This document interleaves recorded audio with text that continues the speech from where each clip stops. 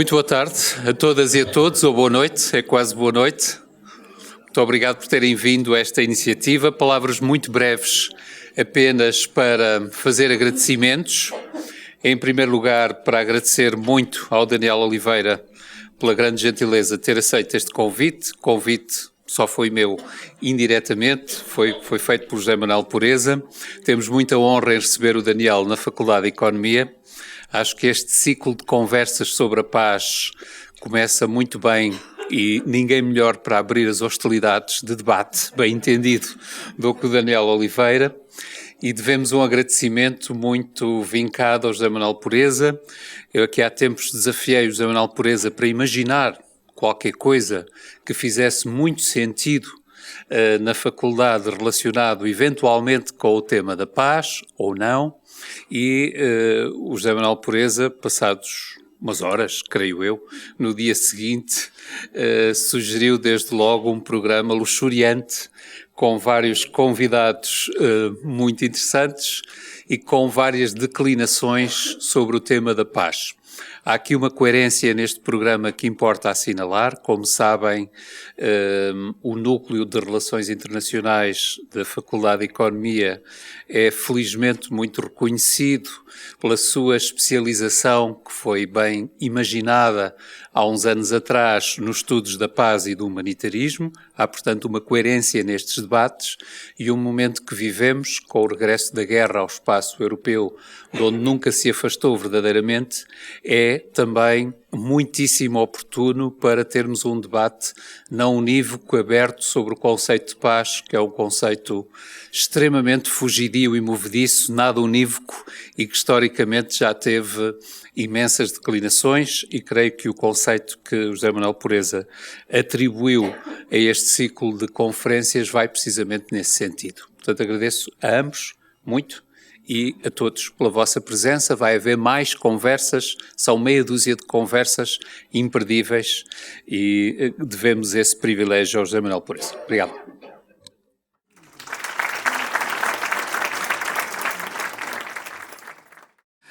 Boa tarde a todas, boa tarde a todos. Ótimo que esta sala esteja tão composta para conversarmos um pouco sobre este tema. Vai ser um ciclo que se abre aqui de 6 conversas para a paz, porque assumimos o compromisso, a faculdade assume o compromisso de que estas conversas não são apenas um exercício de divagação, mas são um exercício de compromisso também com um valor e com uma orientação para o tempo que estamos a viver e para todos os tempos. E, portanto, ao longo destas próximas semanas vão-se suceder outras 5 conversas que procuram, no essencial, tocar em vários ângulos de compreensão daquilo que é a paz, como princípio, como valor, como política para o nosso tempo. E hoje começamos com o Daniel Oliveira, a quem propus, e ele imediatamente aceitou o tema, que é o tema da nossa conversa, que é a paz faz-se de justiça social. Não vale a pena explicar o alcance desta afirmação, creio que ele é óbvio, mas o Daniel já dirá.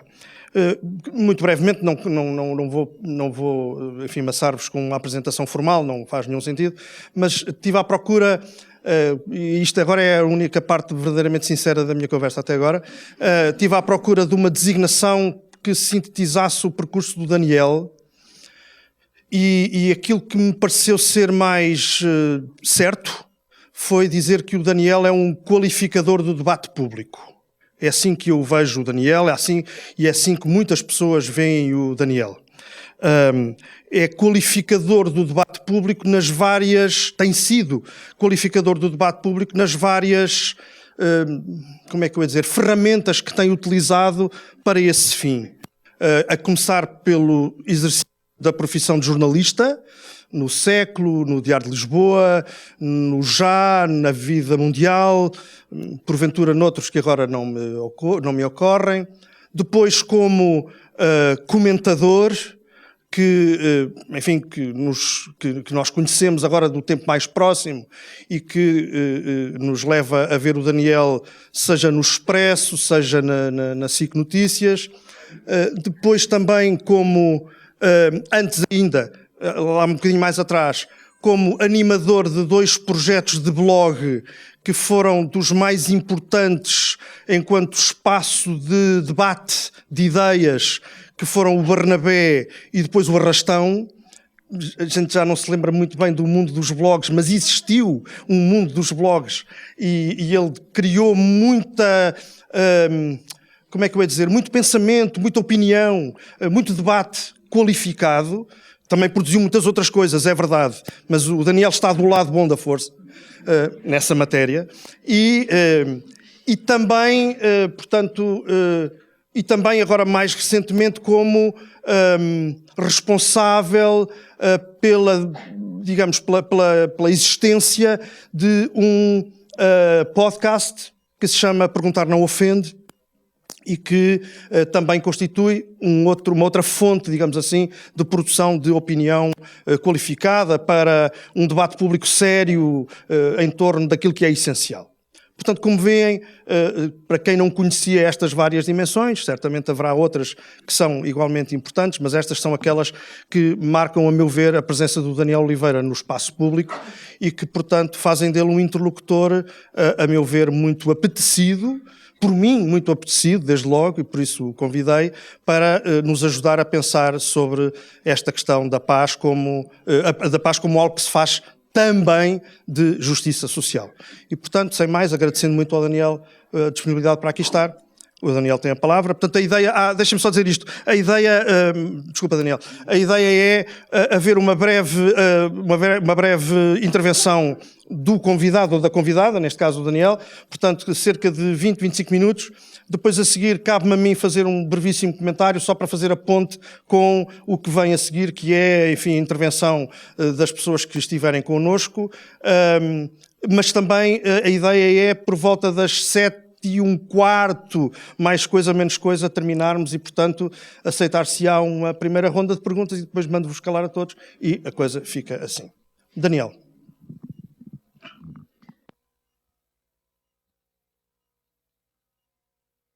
Sim, agora sim. Muito obrigado pelo convite. Não estarei seguramente à altura dos elogios. Aliás, eu não lido muito bem com elogios, fico um bocado sempre aflito, estou mais habituado a outro tipo de confronto. Pois, tinha sido mais fácil se tivesse dito mal.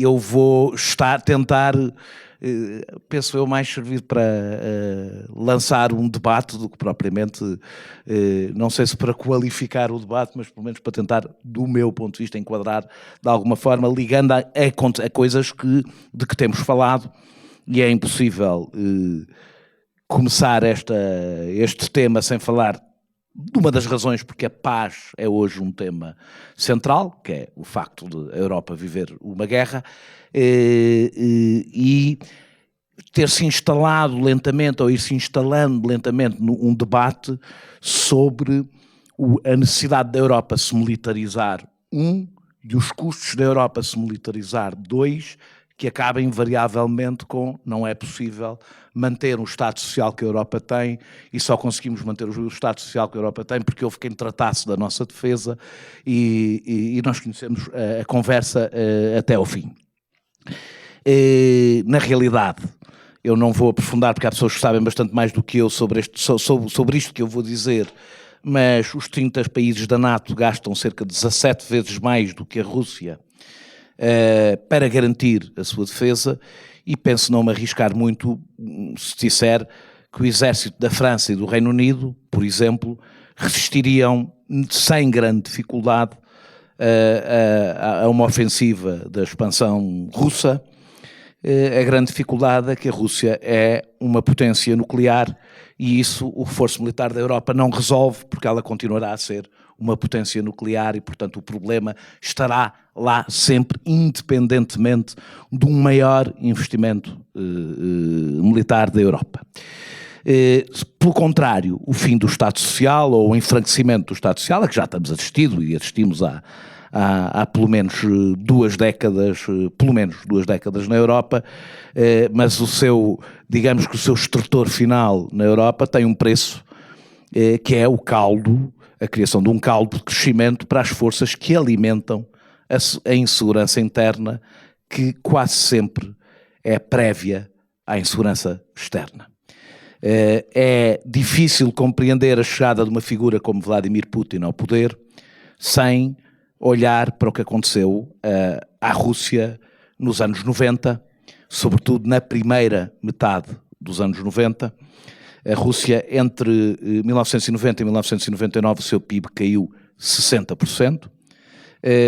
A queda da esperança média de vida na primeira metade dessa década foi assombrosa. Melhorou em 95 durante alguns anos e depois com a crise financeira de 98 voltou a cair, mas o que é sobretudo impressionante é perceber que há uma ligação da esperança média de vida às variações do PIB.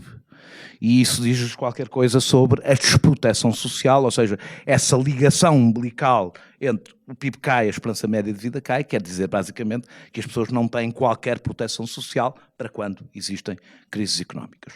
O saldo, a Rússia teve um saldo populacional crescentemente negativo durante toda a década, um abuso de álcool ligado sobretudo à pobreza, que é responsável por mais de metade das mortes na Rússia, logo a seguir ao colapso da URSS.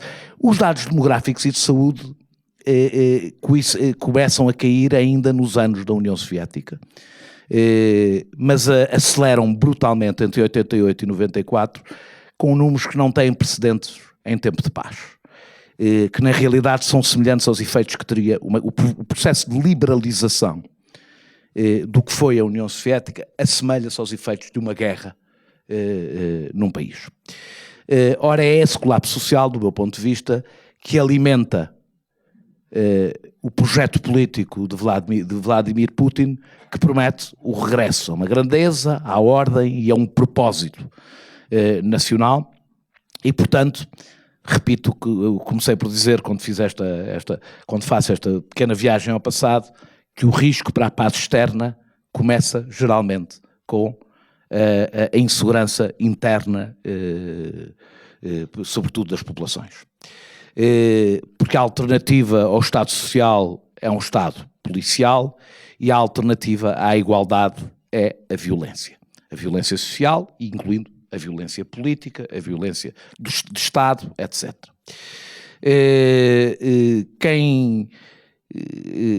Eu tenho muitas dúvidas, aliás, falando de insegurança e da violência, que no primeiro mundo a criminalidade esteja propriamente, a criminalidade comum, aquela criminalidade que afeta de uma forma muito direta o cidadão comum, esteja geralmente ligada propriamente à pobreza ou à aquisição de bens essenciais. Ela está quase sempre bastante ligada à desigualdade. Ou seja, a uma prosperidade visível e tangível que se torna especialmente evidente quando há uma cultura consumista e, portanto, uma enorme exibição da própria riqueza. O João Rodrigues usa uma expressão que eu já lhe roubei várias vezes, que é o pós-riquismo, que é uma expressão que eu aprecio, em que a parte excluída sente as suas expectativas que lhe são dadas pela prosperidade, por essa prosperidade tangível, sente essas expectativas frustradas. E eu vou aproveitar e falar de um livro que falo, deve ser o livro literariamente mais desinteressante de que eu falo mais vezes, que é um livro chamado O Espírito da Igualdade, de Richard Wilkinson e Kate Pickett, que são... É um livro, é basicamente uma bateria de estatísticas, portanto não é propriamente um livro para terem à mesa de cabeceira para dormir, para dormir até pode ser, para dormir até pode ser, mas é um livro muito, muito importante, acho eu, por dar densidade a argumentos que para nós parecem, ou para mim, me parecem evidentes, mas que raramente são materializados de forma clara, e que basicamente diz que faz uma análise dos países ricos, aqui ricos contamos de Portugal até à Suécia, portanto países daquilo a que chamávamos primeiro mundo, e faz basicamente um levantamento de doenças mentais, toxicodependência, alcoolismo, esperança de vida, mortalidade infantil, obesidade, desempenho escolar, gravidez adolescente, homicídio, taxa de encarceramento, mobilidade social e por aí adiante. Portanto, basicamente um índice de estatísticas sociais e de saúde, e compara com o rendimento médio dos cidadãos. E conclui que não há no primeiro mundo, ou seja, onde há riqueza para redistribuir, isto não é um pormenor, não é? Que não há uma correlação. Não há uma correlação entre os dois fatores. O índice geral de problemas sociais e de saúde, por exemplo, comparado entre os Estados Unidos e a Noruega, são os dois mais altos, com mais alto rendimento no momento em que estas estatísticas foram feitas, com os dois mais altos rendimentos, e um é o pior, ou é dos piores, e o outro é o segundo melhor. Portanto, a Noruega é o segundo melhor, os Estados Unidos está entre os piores. Compara, por exemplo, o Reino Unido e a Suécia, que estão os dois mais ou menos a meio da tabela no que toca ao rendimento médio dos cidadãos, e um é o terceiro pior e outro o segundo melhor. Quando compara com as desigualdades de rendimentos, o padrão é quase perfeito. Fora alguns desvios naturais que têm a ver com especificidades, por exemplo, Portugal tem algumas especificidades em relação à saúde, por causa do seu Serviço Nacional de Saúde, por causa, que não são tão más como serão outras, mas tirando alguns desvios, quanto mais igualdade, melhores são os indicadores, e aliás, depois fazem uma contraprova com os estados dos Estados Unidos, chegando exatamente às mesmas conclusões.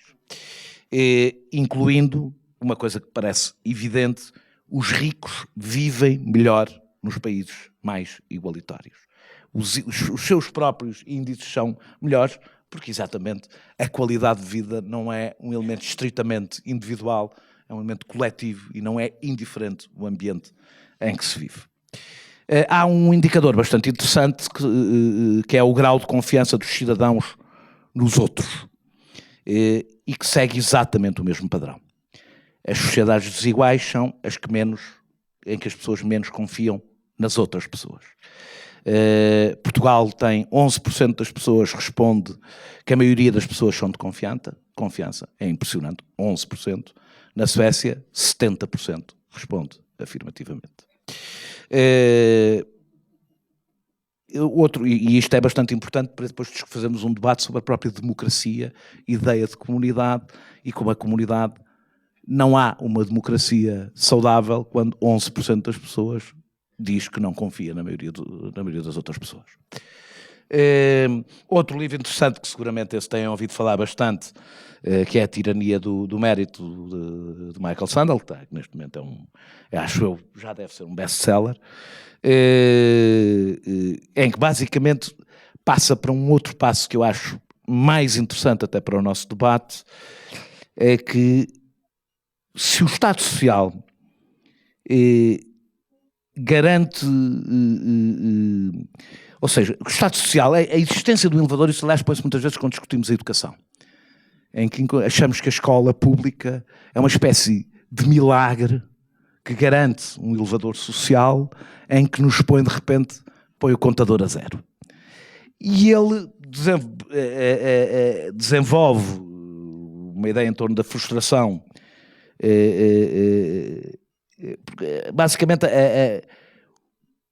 aquilo a que temos assistido é o discurso da meritocracia, é basicamente o elemento legitimador da própria desigualdade. O discurso meritocrático é o discurso ideológico da desigualdade, que diz basicamente que ela resulta ou não resulta de mérito. Depois, quando começamos a falar, sim, a maior parte das pessoas, até da iniciativa liberal, são capazes de dizer sim, claro, evidentemente, as pessoas partem de pontos de vista diferentes, por isso é que é importante, são capazes de aceitar isso, e o Michael Sandel vai um pouco mais longe.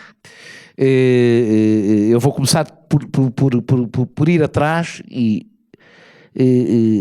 ao óbvio, que a riqueza associada ao mérito é, evidentemente, uma mentira. Eu recentemente, por causa de um texto que estava a fazer, encontrei um estudo de Paul Piff, da Universidade de Berkeley, que pôs várias pessoas, penso que 100 pares de pessoas, a jogarem Monopólio. E deu o dobro do dinheiro a um jogador do que a outro, e 2 dados a um do que a outro. Não é preciso mais ou menos adivinhar que, invariavelmente, o que tinha 2 dados e não um, e o dobro do dinheiro, ganhou.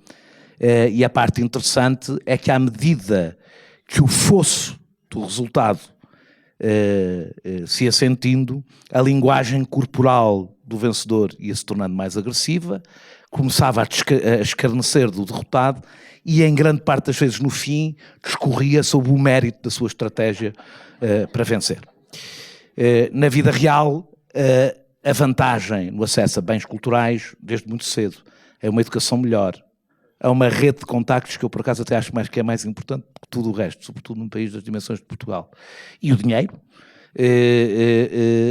são basicamente os 2 dados e o dobro do dinheiro que se tem no princípio do jogo, e as reações dos vencedores no discurso sobre a meritocracia é exatamente igual ao que é analisado e que nós nos rimos, mas não nos rimos quando ouvimos o discurso permanentemente e quase unânime em torno de uma ideia de mérito e de que é preciso desenvolver a meritocracia.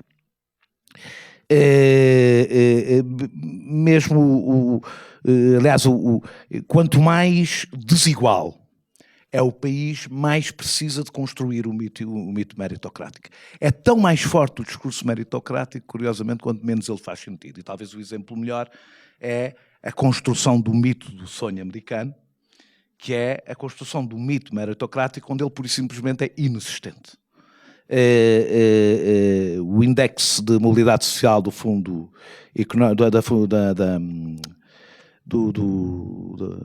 ajuda-me, do Económico Mundial, do Fórum Económico Mundial, peço desculpa, do Fórum Económico Mundial, os primeiros 4 países na mobilidade social são, não nos espantarão, escandinavos. Basicamente porque é mais fácil a mobilidade social quando é mais fácil subir o elevador quando são 4 andares, não é? E não quando são 200. Os Estados Unidos estão em 27º, 3 lugares abaixo de Portugal. Richard Wilkinson, aliás, que eu ouvi uma vez em Bruxelas, dizia que o sonho americano era na Dinamarca, como forma de provocação. Os 1%. Há nas universidades da Ivy League mais pessoas, mais jovens que descendem das famílias de 1% mais ricos do que dos 50% do rendimento mais baixo, ou seja, do que é a metade da população dos Estados Unidos. E recentemente soubemos que 1/3 dos estudantes de Harvard são filhos de estudantes de Harvard. Um estudo do Ministério das Finanças de Israel, que foi publicado no Guardian, trabalhando em torno deste folclore meritocrático, que é a ideia dos jovens que fazem fortuna, que começam numa empresa de garagem e que também faz parte de toda a mitologia de legitimação da desigualdade. O que esse estudo concluiu é que os 2 fatores mais importantes para iniciar uma startup era o rendimento e a educação dos pais, que é o elemento mais óbvio. E depois, se a startup corre bem ou corre mal, aí o mérito pode contar alguma coisa. Mas para iniciar, para o chute inicial, para o princípio, para a tal coisa feita na garagem, o que conta, e que raramente é feita numa garagem, o que conta é mesmo os rendimentos e a educação dos pais. Mas Michael Sandel, era para isso que eu queria ir há pouco, vai um pouco mais longe e diz-nos que o problema não está só no jogo viciado. Se chegássemos a um ponto em que todos tenhamos acesso aos mecanismos de promoção social e que os resultados que conseguíssemos resultassem mesmo do nosso mérito, então, se não chegássemos lá, o nosso falhanço era individual e que esse sentimento, no caso ainda por cima não correspondendo à realidade, mas mesmo que correspondesse, está a ajudar a corroer as democracias, a criar um ressentimento que alimenta o populismo. Ou seja, a ideia de que se a vida não nos correu bem, então a culpa é nossa e nós somos uns falhados. Acho que vou conseguir cumprir os 20 minutos, não sei. Daqui a 2 anos, faz 80 anos que o Labour ganhou pela primeira vez as eleições no Reino Unido, com uma vitória esmagadora, e o que o Labour propôs na altura é que todas as energias e recursos puderam ser utilizados para combater uma guerra, era possível fazer o mesmo para garantir a educação, a habitação, o emprego para todos. E não o decidiu, ao contrário do que se ouve muitas vezes dizer, mas as condições na altura eram outras. Na altura, o Reino Unido tinha 200% do PIB de dívida. Portanto, quando tomou esta decisão, tomou-a numa situação de brutal fragilidade e correu bem. E tomou a decisão certa. Contrariando, aliás, o que acreditava Hayek, o reforço do papel económico e social do Estado não pôs em perigo as democracias, pelo contrário, foi o sustentáculo fundamental para as reforçar na Europa Ocidental. Não tivemos apenas paz na Europa por causa do equilíbrio do terror nuclear, tivemos-lo porque perante a ameaça socialista, o capitalismo percebeu que se tinha que defender. E a forma que tinha de se defender foi a construção do Estado Social. E de uma aliança, que essa para mim é a grande fronteira política do debate que temos que ter, de uma aliança entre as classes médias e as classes populares e mais pobres, que ao contrário do que acontece exatamente nos Estados Unidos, onde nós temos uma aliança entre a classe média e os ricos, ou seja, entre os ricos e uma classe média que julga que poderá vir a ser rica e que olha para os pobres como párias. E é um caminho, o caminho que a nova direita apresenta para a Europa, seja na sua versão liberal e que resolve bem os problemas dos costumes, não vamos perder muito tempo com isso, tudo bem, tomem lá a taça, não queremos parecer velhinhos, ou a extrema-direita, que têm, na realidade, do ponto de vista económico, exatamente o mesmo projeto político. O que querem exatamente destruir é essa aliança entre a classe média e as classes populares, e, pelo contrário, dizer à classe média que as classes populares são um problema para elas, as deixam para trás e que elas podem ambicionar chegar mais longe, porque se tiverem mérito para isso, evidentemente. Na guerra, a Guerra Fria existiu por medo da extinção, o Estado Social existiu por medo da Revolução. E é impossível perceber o que foram os anos de paz pós-Segunda Guerra sem estes dois elementos. O medo da guerra nuclear, da extinção, e o medo da Revolução. Como disse Eric Hobsbawm em 89, o nosso problema é que os ricos perderam medo dos pobres. E, na realidade, têm razões, neste momento, para não ter medo dos pobres. E quando perderam o medo, a coisa desequilibrou-se definitivamente, porque tal como a paz entre os Estados, a paz social precisa de um grau de medo. De medo que as coisas possam ficar piores. O capitalismo financeiro global não precisa da democracia, não precisa de qualquer ideia de comunidade, não precisa de qualquer ideia de negociação. E por isso mesmo, e é por isso, que as 3 décadas depois da Segunda Guerra Mundial, a remuneração média dos trabalhadores dos Estados Unidos subiu 91%, muito próximo do que subiu a produtividade no mesmo momento, e depois de 1973, e depois de Reagan, e depois de tudo o que veio a seguir, as remunerações aumentaram 9%, enquanto a produtividade aumentava 74%. E a cada nova crise, e isso é muito evidente nesta crise inflacionária, a transferência do trabalho e capital aumenta de forma estrutural e que se manterá. O poder, quando o poder se desequilibra muito, o conflito e a guerra são inevitáveis e para o reequilibrar. E o que me parece é que neste momento a extrema-direita é a forma equivocada e até de sentido exatamente inverso, porque não é outra coisa senão o que temos com luvas, sem luvas, mas é a reação equivocada a esse desequilíbrio brutal. E a única forma de evitar que isso aconteça é, evidentemente, voltarmos a conseguir ter um equilíbrio que implica dar armas, não no sentido militar do termo, voltar a dar armas a quem tem que assustar suficientemente a elite para voltarmos a distribuir o bolo e garantirmos mais uns anos de paz. Um primeiro.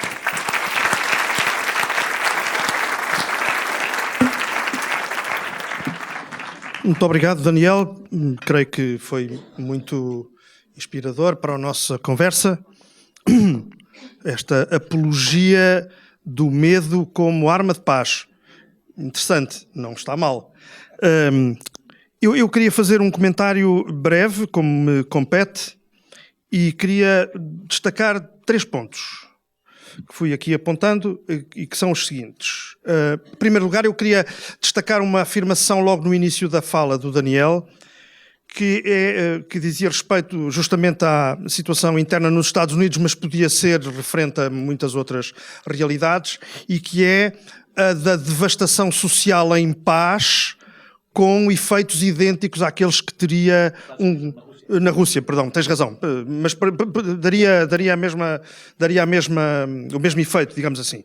Ou seja, digamos, essa dicotomia tão conceptualmente rígida entre paz e guerra, do ponto de vista de destruição social, é uma dicotomia que deixa muito a desejar. Não estou com isto, evidentemente, a propor que se naturalize a guerra como linguagem, mas estou a dizer que, efetivamente, somos muito pouco críticos de algumas das dinâmicas de destruição social, de destruição de vidas, às vezes e muitas vezes até de natureza física, que ocorrem em tempo de paz e, portanto, como costumamos dizer alguns de nós, há muitas guerras na paz e isso convém ter em conta. Primeiro ponto. Segundo ponto, talvez o mais importante, o Daniel, com esta conversa, introduz-nos num universo que vai ter eco também noutras conversas que vamos ter daqui para a frente, e que é o universo da paz positiva. Ou seja, é, digamos, a paz como algo que se adquire muito para lá, desculpem lá a linguagem assim, mas muito para lá do silêncio das armas. E, portanto, a paz aparece aqui. Quer dizer, quem ouvisse o Daniel a certa altura poderia pensar, quem estivesse numa lógica muito limitada, muito restrita do que é a paz, diria, o Daniel está a falar de outra coisa. E, no entanto, eu acho, com toda a franqueza, acho que ele esteve sempre a falar de paz, justamente nesta perspectiva de um programa.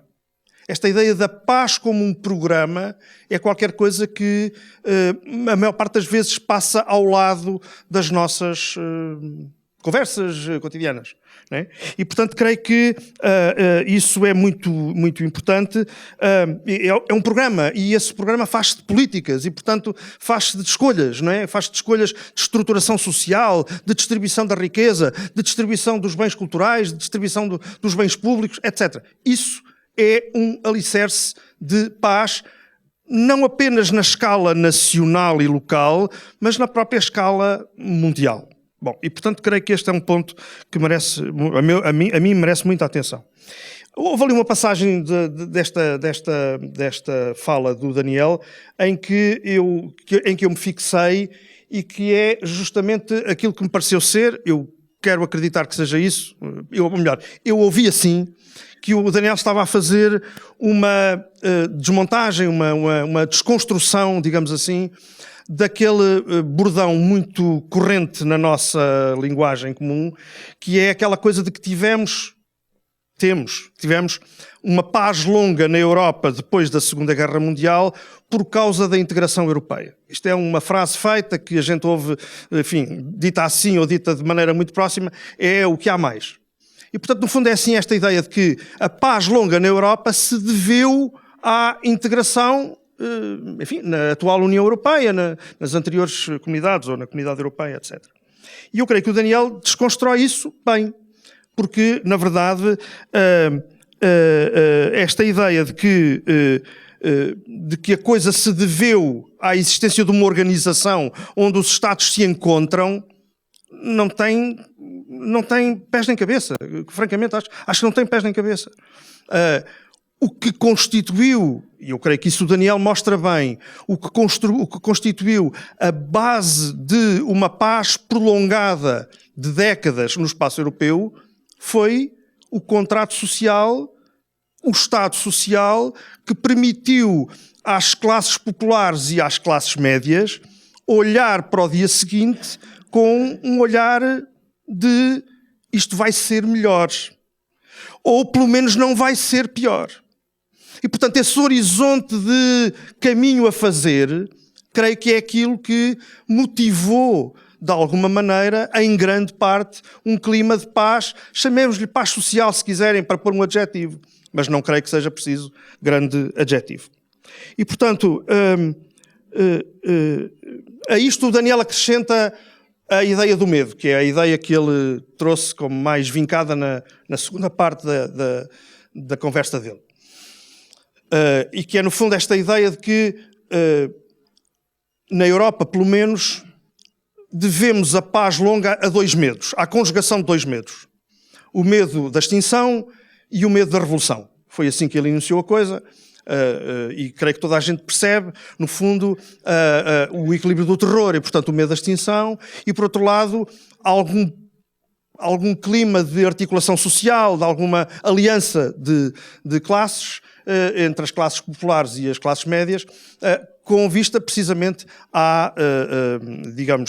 e o medo que isso provoca justamente na classe, enfim, dominante, na classe alta, e portanto o medo da revolução como algo que conduz a uma situação de alguma estabilidade, de alguma acalmia, de alguma, de alguma paz. Pronto.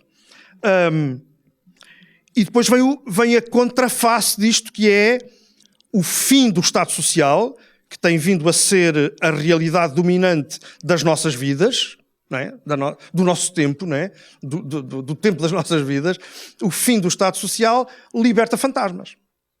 Quer dizer, nós temos talvez uma visão um bocadinho de, como é que eu ia dizer, de epiderme, não é? Ou de epifenómeno, que é o fenómeno do nacionalismo, o fenómeno de sei lá, essas coisas assim, libertaram-se os fantasmas.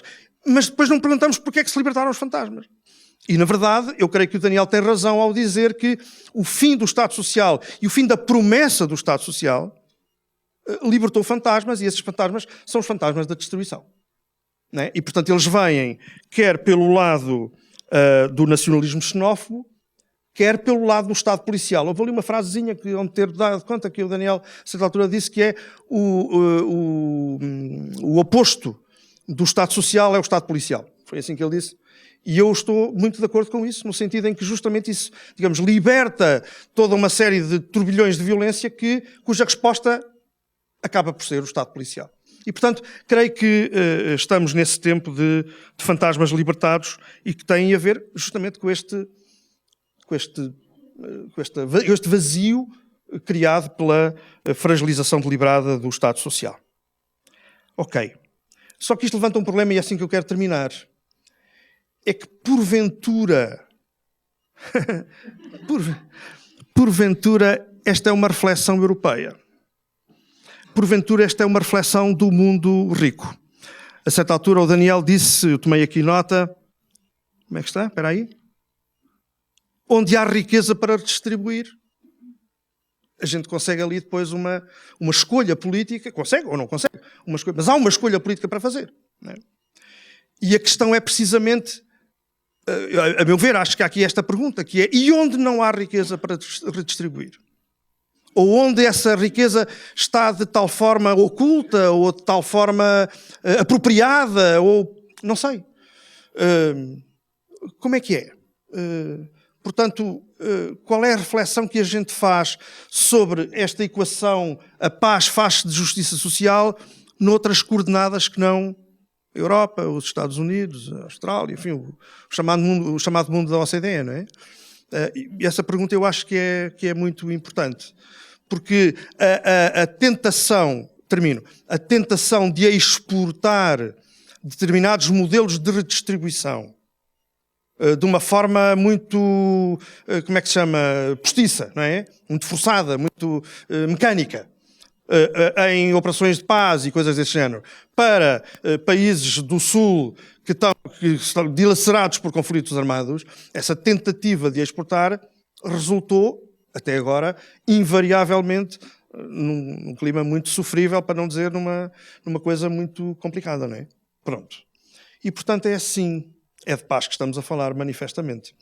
Agora abre-se este tempo extraordinário de intervenções, perguntas, comentários, sugestões, críticas ao Daniel, que é uma coisa que eu acho muito adequada, e, portanto, mas, enfim, a ideia seria, como já viram, o Daniel foi muito disciplinado no tempo, pedia também que cada uma das pessoas que vai falar fizesse comentários, perguntas, o que fosse, também de uma maneira muito sucinta, para podermos às 7h30, pôr fim a esta primeira conversa. Portanto, façam um favor. Pronto, então não havendo... Só pedia que dissessem o vosso nome para uma questão de... João. Sim. Já igual o microfone. Mais fácil. Obrigado. Conseguem-me ouvir então? Obrigado, Daniel, pela sua intervenção. Voltando um bocadinho ao início da conversa, falou da guerra na Ucrânia como sendo a motivação pela qual falamos de paz hoje em dia, depois de tanto tempo. Acha que a justiça social pode ser uma resposta para a guerra na Ucrânia e podemos chegar a uma solução através da justiça social? Portanto, acha que isto é só preventivo ou pode ser reativo de alguma maneira? Obrigado. João, aqui. Dois Joões. E a Teresa. É nesta fila. Há aqui uma fila que vai ser muito ativa.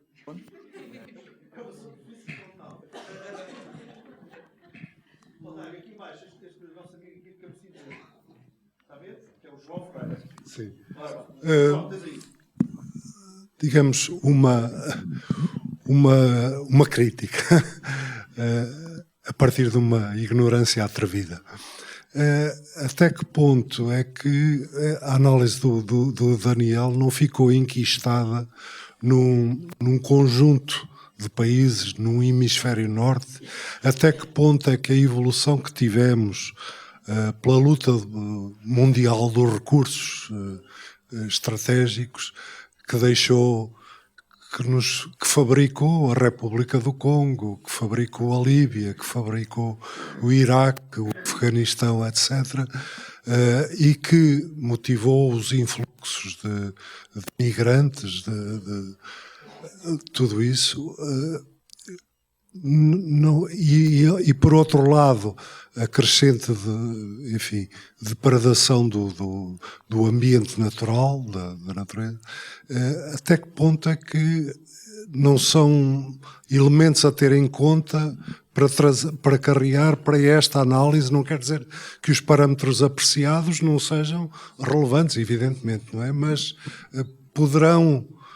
poderá ser enriquecida a análise trazendo estas óticas? Sim, é só aqui em matéria também de debate e provocação. O argumento impecavelmente social-democrata é parasitário ou depende historicamente da existência de uma espécie de outro revolucionário. Seja internacionalmente na figura da União Soviética, seja internamente, enfim, na figura de um conjunto de movimentos políticos comunistas inspirados na União Soviética. Ou seja, e até que ponto é que isso, enfim, eu identifico-me com o teu sentimento, não tinhas de melancolia, ou seja, o teu olhar é muito melancólico, o que não há mal nenhum, mas é... primeiro ponto. Segundo ponto... Eu estou aí. Mas, quer dizer, o problema é quando o discurso da justiça social depende ou só é capaz, digamos, ter esse olhar retrospectivo. Pronto. E a esperança, digamos, fica na enésima reinvenção das ficções de mercado. Pronto, é um bocadinho essa preocupação. E a segunda comentário ou pergunta tem a ver com o grande fator de igualização no sistema internacional.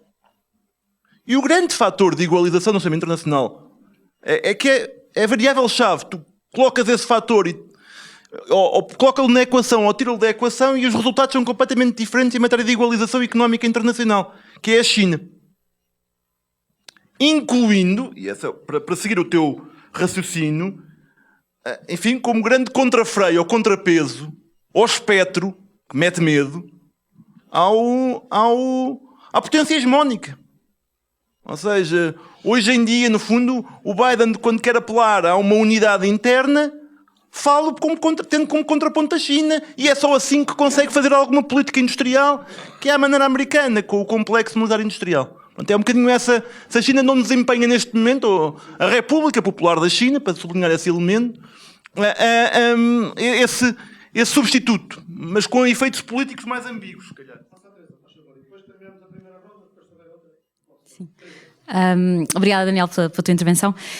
A tua visão realista hobbesiana do mundo faz do medo a única possibilidade de justiça social, os ricos com medo dos pobres.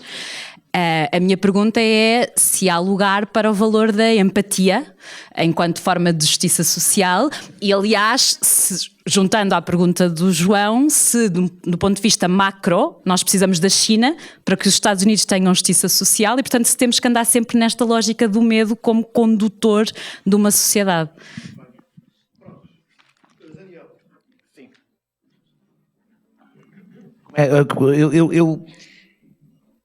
É o mal de querer cumprir os 20 minutos, porque eu tinha uma introdução em que dizia só vou falar do primeiro mundo, ou do chamado primeiro mundo, ou do norte, por uma razão, devo dizer, vou ter aqui um momento de humildade extrema, porque é aquilo de que eu consigo falar.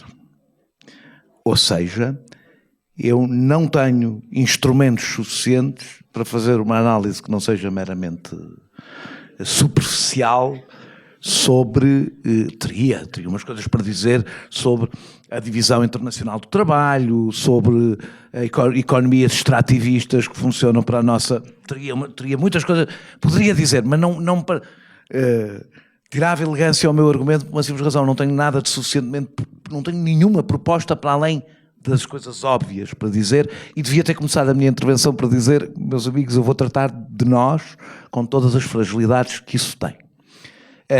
De nós, no sentido do espaço em que vivemos. E com isto respondo, penso eu, ao João Ferreira e a outras intervenções.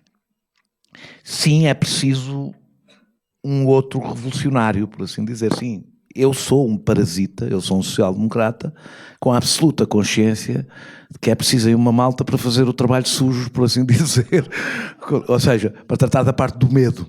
E para vir eu a seguir a dizer, bem, olha que eles estão ali com as baionetas, portanto é melhor. Estou obviamente a caricaturar, mas é evidente o que tu estás a dizer. Eu acho que a social-democracia europeia, que foi, com todas as suas limitações, foi o sistema económico e político que conseguiu o melhor qualidade de vida, igualdade, casada com democracia, liberdade, paz, e que isso resulta de um momento histórico na realidade, que tem a ver com a existência da União Soviética, com um risco, mas é assim na realidade em todos os regimes, não é? Ou seja, todos os sistemas que tiveram não eram por serem, e sim, e aí respondo, eu sempre que me dizem, tu és de esquerda, portanto acreditas mais na bondade humana, eu disse, não sei de onde é que vocês vão tirar essa ideia. Não, eu não acredito que a empatia crie regimes, sistemas económicos. Não acredito. Aliás, tenho muitas discussões com pessoas da minha área política quando têm discursos moralistas sobre a especulação, por exemplo. Ou sobre o mercado. Eu não tenho discurso, eu tenho propostas políticas de intervenção do Estado para direcionar ou não direcionar, limitar, constrangir o mercado e a especulação. Se eu acreditasse que havia capitalistas bons, não queria intervenção do Estado para nada. Por isso, simplesmente punham-nos umas escolas, eles aprendiam como é que eram as coisas boas e faziam as coisas bem. Não acredito nisso. E acredito, desse ponto de vista, eu não me distancio de algum pensamento, até de alguns neoliberais. As pessoas... Eu não acho que as pessoas funcionem só pela sua ganância. As pessoas trazem em si os dois impulsos, que é o impulso da cooperação e o impulso do egoísmo. Todas as pessoas, com raras exceções, de santos e sociopatas, todas as pessoas, transporte e todas as sociedades têm que saber viver com os dois. Têm que saber, aliás, equilibrar os dois instintos. Eu lembro-me de sair, eu estive na Checoslováquia em 1984 e saí na estação, de uma estação de comboio, e ver as fotografias dos trabalhadores do mês, e olhei para aquilo e disse, tenho a sensação que isto não deve resultar. Como estímulo isto é capaz de não chegar. E, portanto, nós temos que casar permanentemente esta ideia da ambição individual e da ambição coletiva,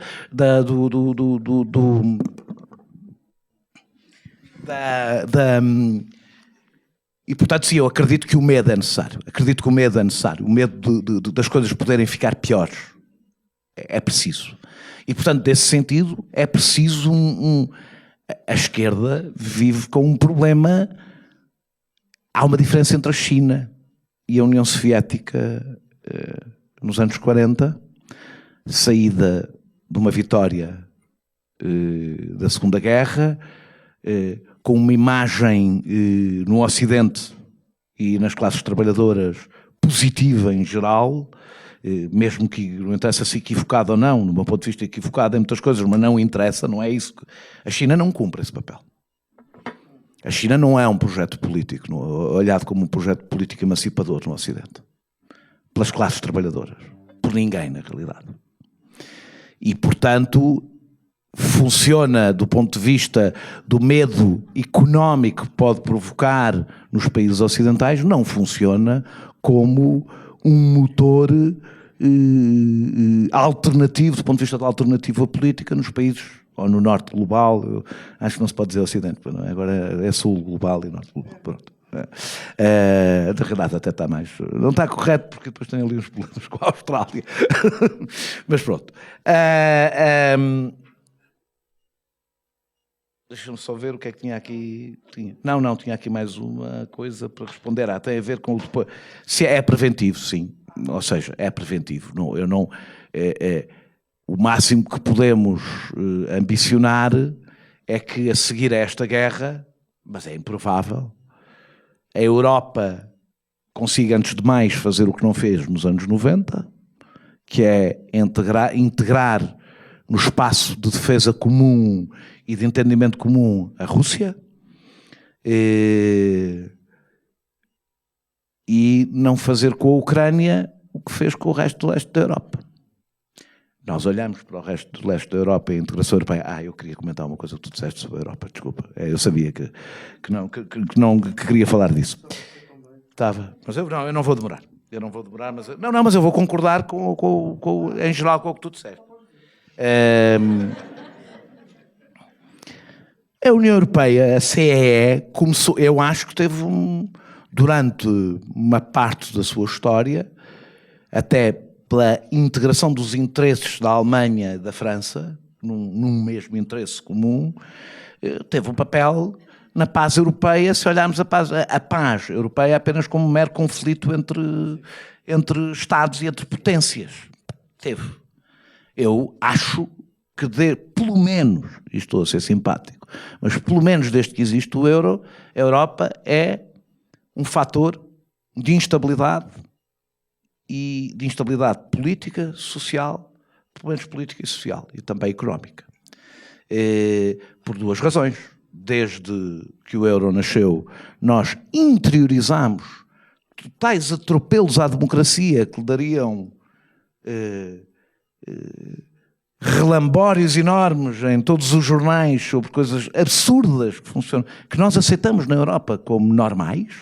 Nós temos, por exemplo, instâncias não eleitas a dar vistos a orçamentos de Estado, para ficarmos só no mais básico dos mais básicos de qualquer democracia.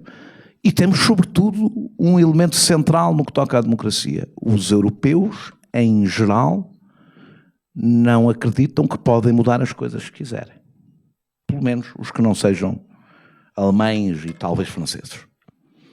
E isso é a regra primeira para nós acreditarmos na democracia, é acreditarmos na nossa emancipação, ou seja, na possibilidade de nós definirmos o nosso próprio futuro.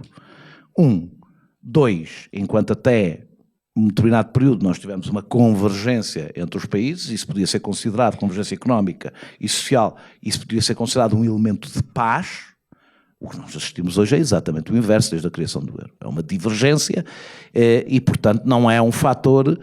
E eu não preciso dizer mais nada. A extrema-direita, nos últimos 20 anos, cresceu exponencialmente na Europa, quando ela era forte em França, sobretudo, e hoje é forte em grande parte da Europa, e a verdade é que se olharmos para o que foi a integração dos países de leste, percebemos que do ponto de vista político e democrático é uma integração do ponto de vista, totalmente falhada, ou seja, não podia ser mais falhada do que isto. Não houve o aprofundamento das democracias do leste europeu mais profundo a partir do momento em que integraram a Europa do que existia a seguir à queda do muro de Berlim até integrar a Europa. Arrisco-me até a dizer que houve menor, houve recuos em vários países. E, portanto, neste momento eu não acho que a Europa, de facto, eu já fui federalista, europeísta, eurocético, porque eu não olho para a Europa para o projeto europeu como uma essência ideológica. Ela é aquilo em que foi sendo transformada. E, portanto, eu nem consigo compreender o que é o conceito político ou ideológico de ser europeísta, a não ser aplicado ao que é, de facto, o projeto europeu. E, neste momento, o projeto europeu é um projeto neoliberal. E, portanto, há algum tempo que defendo que ser europeísta e de esquerda é um contrassenso. Neste momento, um dos dramas da esquerda é que não consegue explicar isto, pelo menos neste momento, à esmagadora maioria da sua base social, e essa provavelmente será uma das suas tragédias do ponto de vista da proposta política. Tinha 2 comentários para fazer, mas vou só fazer um, guardo o outro para o final, para rematar esta conversa. Mas aquilo que eu quero fazer agora é em defesa daquilo que estava presente na pergunta da Teresa Cravo e que o Daniel refutou de uma forma lapidar. Não. E que é o seguinte, eu vou invocar aqui um querido amigo e nosso colega aqui de faculdade que morreu muito recentemente, o Luís Moita, e o Luís creio que foi na última lição, mas não estou certo, enfim, numa das suas elaborações, dizia assim, a propósito, porque era a questão da paz e a questão da relação, que era o tema dele, e depois e dizia assim, quando chegamos à questão da política internacional, isto muda de figura porque aí é o mundo dos interesses. E, portanto, coisa. E ele dizia, na verdade, não tem que ser assim, porque lá é verdade que prevalecem os interesses, mas nós não nos podemos dar o direito de desistir de fazer convergir interesses e valores. Isso era um bocadinho o pensamento e a vida do Luís. Bem, aqueles que estiveram com ele sabem que era assim. E, portanto, eu acho que, digamos, para efeitos de uma argumentação que seja muito, muito rigorosa a propósito daquilo que faz não avançar para a destruição social por causa do medo, ela deve ser calibrada, no mínimo, com outro tipo de considerações que têm a ver também com projetos políticos, enfim, com princípios de atuação, com lógicas, se quiserem, de civilização até, que também estão presentes. E, portanto, eu acho que as duas coisas, em percentagens que vão variando ao longo do tempo, são importantes. Pronto, fiz aqui esta arenga, foi bonito, e agora vamos à segunda e última ronda, começando... Temos já 2 inscrições. Onde é que está o microfone? Se não estiver é este. Já aí vem o Dário. Aqui embaixo, meu amigo. Aqui embaixo. Mesmo aqui. Olha. Está a ver? Um colega nosso de faculdade. Força. Muito obrigado. dentro ainda da perspectiva do medo, e já agora ou pelo menos é uma tentativa de provocação, não sei se é. Portanto, o medo da revolução, o medo da extinção. Com isso ligando, portanto, o aparecimento, a emergência do Estado Social. Eu diria que há aqui uma outra, há aqui uma outra parte que faz parte de uma tríade neste aspecto, que é a abdicação da revolução. Ou seja, o consenso social entre o capital e o trabalho, que ao cabo e ao resto é o que foi o Estado Social, tinha subjacente a abdicação da revolução. À esquerda temos muita dificuldade de muitas vezes ver isso nesta perspectiva. Ou seja, o que está aqui em causa é essa abdicação que depois tem prolongamentos até hoje. E, portanto, eu gostava de ouvir o Daniel sobre isso. Ligado a isto, a essa abdicação, e quando eu digo abdicação significa que também não se criou nada, ou seja, a esquerda das esquerdas também não aprendeu nada com isso, ou seja, porque não criou nada que fosse uma alternativa a essa abdicação. De tal forma que, ligando a isso, eu gostava também de ouvir aqui um comentário que é aquilo que na geometria política também mudou.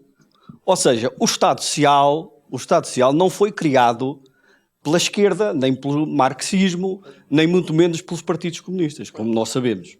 Não é? Democracia cristã, social-democracia. Sim. Aliás, os marxistas diziam que, e continuam a dizer alguns, que o Estado Social era a muleta do capitalismo. Era assim que aparece na literatura. A pergunta, que é também uma provocação, é o que é que se passou, entretanto, para que aqueles que lhe chamavam muleta agora acham que já não é uma muleta, mas que é sim algo de muito importante. É isso que eu gostava de... É uma questão que a mim me preocupa muito e que tento refletir sobre isso e gostava de ouvir a opinião de Daniel sobre isso. Obrigado. Boa tarde, Maria Emília. Eu gostava de falar de Portugal. Eu já assisti a um melhor estado de previdência, um melhor estado protetor que agora. Nós estamos a viver um período em que crescem como cogumelos as desigualdades sociais na habitação, no trabalho, na saúde. Na educação não tenho tantos elementos, penso que aí o tal elevador social até está entre nós muito melhor. Na habitação, só uma nota, as cooperativas, não sei se morreram à nascença, se as mataram. A habitação social, não sei onde é que ficou. A construção a preços controlados não existe, a especulação no mercado é brutal, o número de famílias sem um teto aumenta, não tenho aqui dados, não tenho por data, não tenho outros elementos, mas aumenta, não é? A desregulação do mercado de trabalho é brutal também, sobretudo na construção civil. Não há direitos nenhuns, não há garantias nenhumas. E depois, a somar a isto, temos uma camada enorme de população a entrar, imigrante. O CEF entupiu, não há vistos para ninguém. Estamos governados por um governo de esquerda. E a minha pergunta para o Daniel, e com muita emoção que lhe faço, é: que caminho podemos abrir? Aqui. Obrigada. Muito bem, não sei se há mais alguém. Há mais uma, pronto. E mais outra. Duas, e acabou. Não há mais. É aqui aquele amigo que está aqui mesmo ao meio, ao lado do Zé Vieira. Zé Vieira, és uma referência. Obrigado. Para mim também és.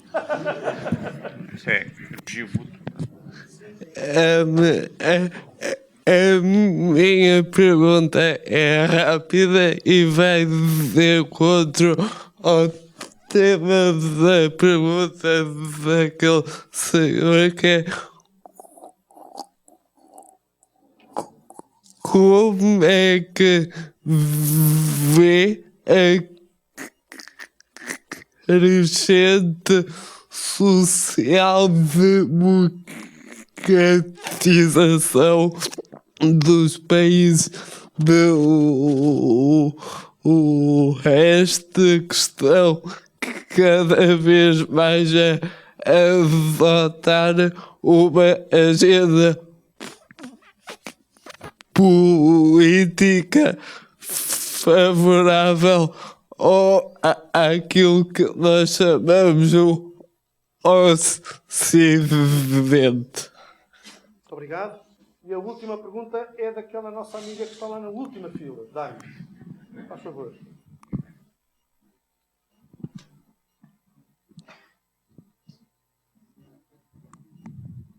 Isso. Para quem é? Lá ao fundo, isso, aqui exatamente. Ora, vivam. Então, eu antes de mais gostaria de felicitar esta iniciativa. Realmente é uma iniciativa absolutamente necessária. Sempre foi é intemporal, mas nos tempos que correm provavelmente torna-se mais pertinente.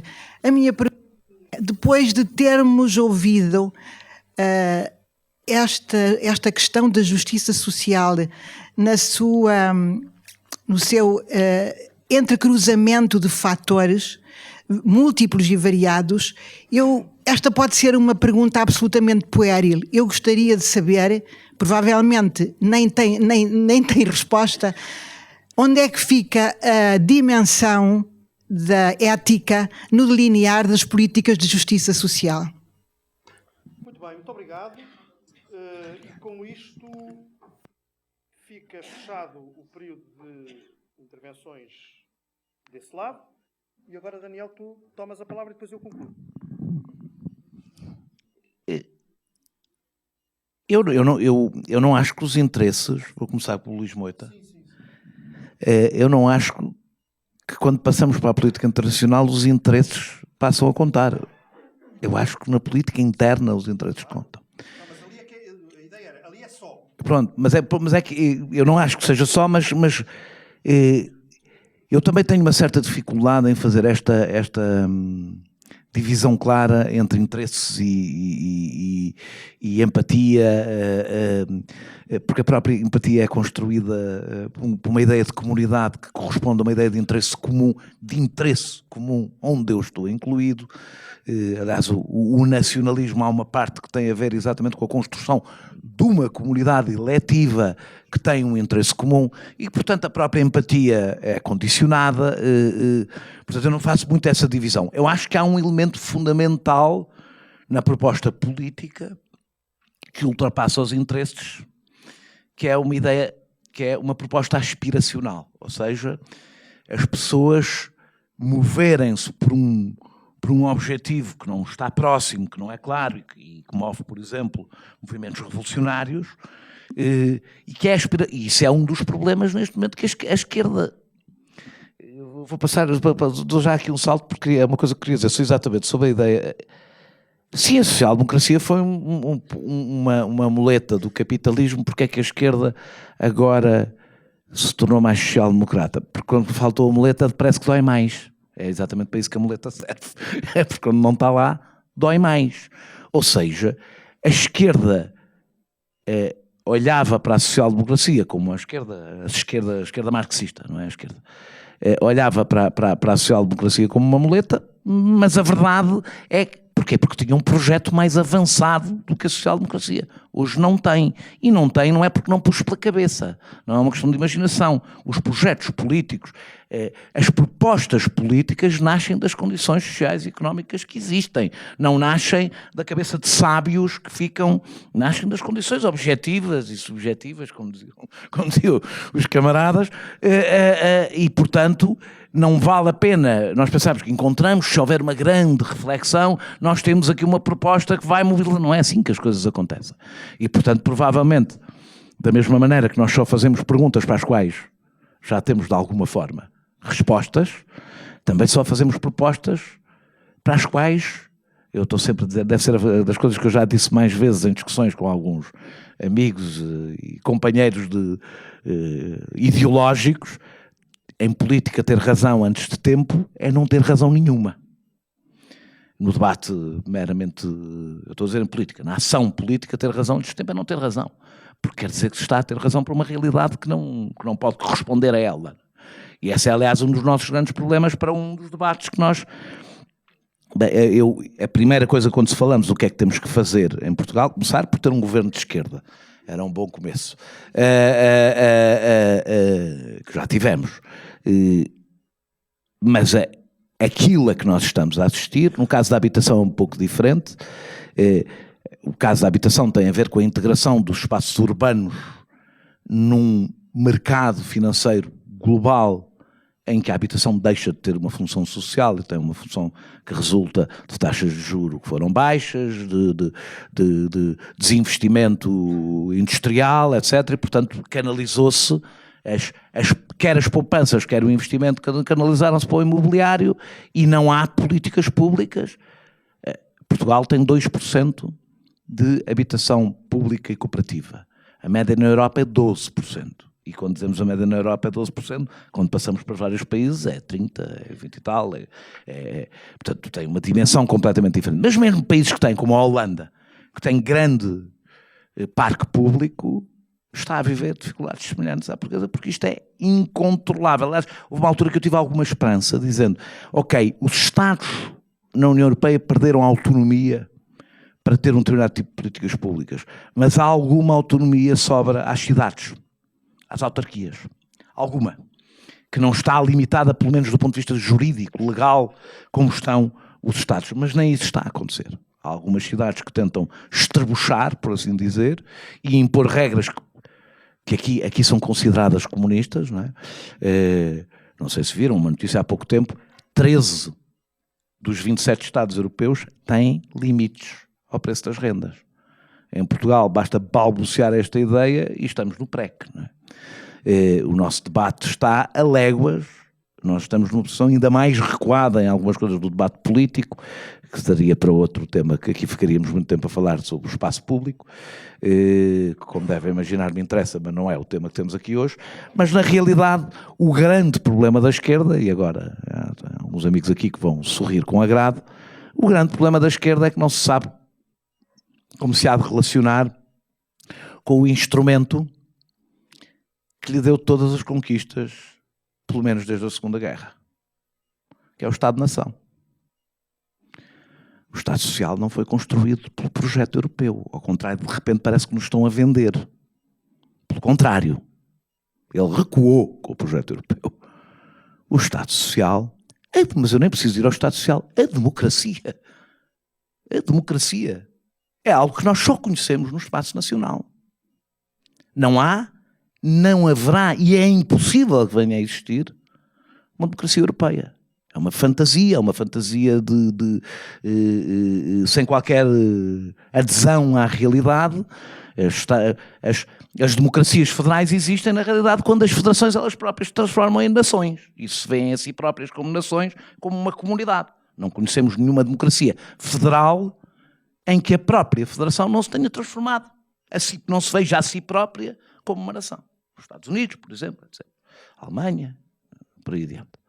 E, portanto, a questão é como é que a esquerda, desculpem agora estar a falar da esquerda, porque nem toda a gente será de esquerda aqui, como é que a esquerda lida com uma entidade, sobretudo uma parte da esquerda, com a qual uma parte da esquerda tem uma dificuldade histórica em lidar, até ao stalinismo, e outra parte da esquerda abandonou, que é a social-democracia, que era profundamente... A social-democracia era nacionalista, estava totalmente conectada com uma ideia de pátria e de nação, e abandonou-a. E a realidade é que quase todos os temas que aqui podemos falar, quando pergunto, eu dizia, podíamos começar por ter um governo de esquerda, mas convenhamos, se tivéssemos um governo de esquerda também não ia ser assim tão diferente.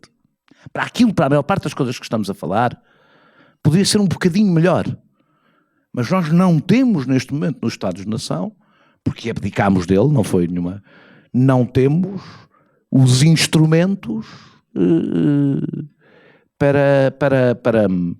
para contrariar um capitalismo, um capitalismo financeiro global, e, portanto, o confronto difícil é, o combate não é europeu porque não há instrumentos na Europa para fazer esse combate. Não há sequer um sentimento de comunidade. Se houvesse, teríamos sindicalismo europeu, pelo menos. Pelo menos os sindicatos estariam a trabalhar em conjunto para fazer exigências comuns. Na realidade, a destruição dos poderes nacionais foi a destruição de todos os instrumentos que a esquerda tinha, que era fazer o combate onde existe uma comunidade, onde existe uma ideia de comunidade. Ora, a única coisa que é global é o capital. E portanto, nós perdemos. Quando saímos do espaço do confronto nacional, perdemos. Dizer só, acho que só me falta uma coisa, não sei se falei, eu mais uma vez, na parte onde é que cabe a ética, eu também tenho uma enorme dificuldade em fazer essas divisões e nem sei se estou apetrechado teoricamente para as fazer, mais uma vez da ideia da ética separada dos próprios interesses, ou seja, a ética está permanente no combate. Eu hei de ser de esquerda por alguma razão que não tem propriamente a ver com os meus interesses individuais, portanto, mas tenho dificuldade em fazer esse debate. Só sobre o Estado, sobre os países de leste, os países de leste não se social-democratizaram, quem me dera a mim, isso estaríamos muito bem. Os países de leste o que estão a fazer é, depois de um processo de liberalização selvagem, estão a ir para o caminho que a liberalização selvagem inevitavelmente leva, que é para regimes semi-autoritários. A liberalização é incompatível com uma democracia plena. A liberalização económica levada até aos seus limites. É incompatível, é a destruição de todos os instrumentos necessários para que a democracia funcione, até a chamada democracia liberal não convive com uma liberalização extrema. E o que está a acontecer no leste era, até para quem conhecia, eu vivi um ano num dos países de leste, e era até o mais... Pronto, é aquele em que as coisas aconteceram de uma forma mais suave, que foi a República Checa, e era mais ou menos evidente que se este fosse o caminho, eu nem preciso dizer mais nada. A República Checa, nas primeiras eleições livres que teve, votaram 50 e tal %, que é uma coisa espantosa, não é? Tendo em conta uma abstenção tão alta, tendo em conta um país que não tinha tido a possibilidade. E eu lembro-me de falar com checos, e o que os checos diziam é: a política é um assunto dos políticos, ou seja, como uma questão estritamente técnica. A política é uma questão técnica. E portanto, o caminho do autoritarismo era inevitável, e eu, em relação ao leste, uma das razões porque eu também poderia ficar aqui uma hora, completamente contra a adesão da Ucrânia à União Europeia, seria quer dizer, um anti-europeísmo mesmo militante deve defender a entrada da Ucrânia na União Europeia, porque a Ucrânia, a entrada na União Europeia é a implosão, a entrada da Ucrânia na União Europeia é a implosão definitiva. Só que eu sou daqueles que acha que as coisas podem sempre ficar um bocadinho piores, portanto se calhar é melhor não. Para terminar esta nossa conversa muito boa, queria dizer o seguinte: quando em 1964 aquele que é considerado o pai fundador dos estudos para a paz, um norueguês chamado Johan Galtung, quando escreveu um editorial de uma revista científica que estava ali a começar, o Journal of Peace Research, escreveu um editorial em que fazia a distinção entre a paz negativa e a paz positiva. E logo aí, sobretudo depois na década seguinte, mas logo aí, o Galtung enfrentou o Galtung e as pessoas que depois com ele fizeram escola nos estudos para a paz, enfrentaram uma estratégia arrasadora de crítica que ia no sentido de dizer: o senhor deixou de ser um académico, passou a ser um político. O que o senhor está a defender com essa ideia de paz positiva, em bom rigor, é um programa político de transformação e que, em última análise, é, portanto, o programa de transformação socialista, da realidade, etc. durante muito tempo, e enfim, durante várias décadas, essa crítica marcou muito o terreno do debate sobre os estudos para a paz. Portanto, todo o conceito, todas as escolhas, todas as noções, todas as questões que estão envolvidas numa noção de paz positiva, isto é, da paz como programa, têm sempre a contradizê-las esta crítica de que, no fundo, isto não é, digamos, o mundo da academia, não é o mundo das ideias, é a ideologia, essa coisa impura chamada ideologia. Eu lembrei-me disto justamente quando estava a ouvir o Daniel e sabia que isso ia ser assim, porque o tema era o que era, a paz faz-se de justiça social, portanto, inevitavelmente íamos entrar, como tínhamos que entrar, justamente no debate sobre questões como, fui tomando aqui nota, habitação, educação e saúde, democracia, ideologia, política em várias escalas. Era inevitável, era isto que se pretendia, foi bem, é assim. E, no entanto, eu queria dizer que, pelo menos para mim, espero que para muitas e muitos de vocês, o que estivemos a falar foi justamente de caminhos difíceis, escolhas que nos causam atrito, mas escolhas de paz, de caminhos para a paz positiva.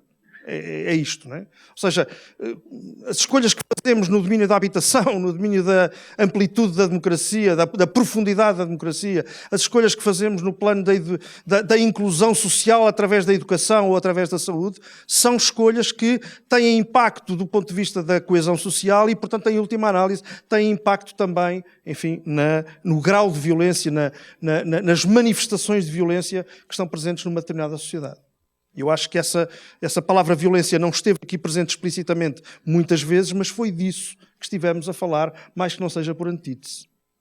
E, portanto, em última análise, a paz positiva, esta ideia de paz positiva que se faz de justiça social, faz de justiça histórica, faz-se de justiça ecológica, faz-se de trabalho com a diversidade, faz-se, no fundo, com o conjunto das outras conversas que vamos ter daqui para a frente. Essa paz positiva é justamente, digamos, tudo aquilo que faz de nós comunidade. E, portanto, em que, apesar de heterogeneidade, tensões, polarizações, é de comunidade que estamos a falar. Ok. Na próxima semana não há, portanto, agora fica também esta conversa com o Daniel, cansou bastante e, portanto, precisamos ter algum bocadinho de descanso, mas de hoje a 15 dias, acho que é de hoje a 15 dias, é dia 22, vamos retomar este ciclo com a nossa convidada para conversar connosco, é a Rita Rato, que é diretora do Museu do Aljube, é assim que a designação é esta, e que, também por isso, virá conversar connosco sobre a paz, faz-se de justiça histórica. E, portanto, creio que falaremos certamente sobre políticas da memória, sobre questões, enfim, que têm muito a ver com essa dimensão tão importante de criação de condições de saúde social para a paz, para a sociedade, desculpem. Pronto. E, portanto, todas e todos estão convidados para aparecerem cá de hoje a 15 dias, no dia 22, não sei se é 15 dias, mas é qualquer coisa assim, para que apareçam cá, serão muito bem-vindos, bem-vindas. Em princípio, a conversa será lá em cima e logo se verá se temos que vir para aqui ou não, mas, enfim, espero que tenhamos que vir. E, mais do que tudo, eu queria agradecer ao Daniel, em nosso nome, em nome de todos nós e da faculdade, sou diretor, eu posso dizer assim. Portanto, queria agradecer ao Daniel o facto de se ter disponibilizado a vir. Foi uma belíssima conversa e foi um belíssimo início deste ciclo. Muito obrigado.